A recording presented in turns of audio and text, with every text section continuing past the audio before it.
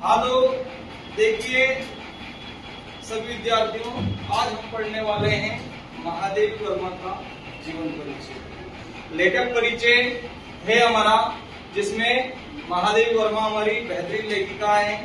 तो सबसे पहले एग्जाम में आपसे 2 रचना लिखने के लिए कहता है। कितनी रचना? 2 रचना। कि किसी लेखक परिचय में 2 रचनाएं, भाषा शैली और साहित्य में स्थान। ठीक, तो हम देखने वाले हैं 2 रचना। तो 2 की जगह हम 4 देखेंगे ताकि भूल भी जाए 1-2 तो हमें याद रहे। नीरजा, निहार, रश्मि, सांदीगीत, दीपशिखा और यामा आदि, ये उनकी रचना है। भाषा शैली, तो भाषा शैली की हम बात करते हैं। महादेवी वर्मा की भाषा अत्यंत उत्कृष्ट, समर्थ एवं सशक्त है। सशक्त यानी मजबूत। आपने संस्कृत प्रधान शुद्ध साहित्यिक भाषा को ही अपनाया है।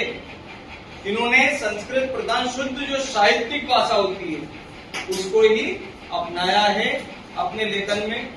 साथ ही उर्दू, फारसी के लोक प्रचलित किसे कहते हैं? जो संसार में प्रचलित होते हैं, ऐसे शब्दों का प्रयोग किया है। आपकी भाषा में मुहावरों का प्रयोग भी मिलता है। इनकी जो भाषा है या किसी भी लेखक या लेखिका की जो भाषा होती है उसमें मुहावरों की भी प्रधानता और लोकोक्तियों की भी प्रधानता होती है। इसके आगे हम देखेंगे कि आपकी भाषा चित्रात्मक है। इनकी भाषा कैसी है? चित्रात्मक। आपने काव्य में यानी कविता में सूत्रात्मक, चित्रात्मक, अलंकारिक, भावात्मक एवं विवेचनात्मक शैली का प्रयोग किया है। इनके काव्य में ये शैलियां का प्रयोग इन्होंने किया है। इसके अलावा आगे हम देखने वाले हैं, लास्ट में हम साहित्य में स्थान। महादेवी वर्मा सर्वाधिक प्रतिभावान कवित्रियों में से एक है। यानी हिंदी की जो भी कवित्रियां हैं उनमें से इनका सर्वोच्च स्थान है। सर्वाधिक प्रतिभावान या टैलेंटेड है ना। अब तथा छायावादी युग का स्तंभ है। छायावाद के जो 4 स्तंभ कवि हैं उनमें इनका प्रमुख स्थान है। कौन कौन से हैं छायावाद के 4 स्तंभ? हाँ, और छायावाद के जनक या प्रवर्तक या प्रमुख कवि कौन है? जयशंकर प्रसाद, है ना। जिनकी प्रसिद्ध महाकाव्य कौन सा है उनका? रामायण, है ना। आगे बढ़ते हैं।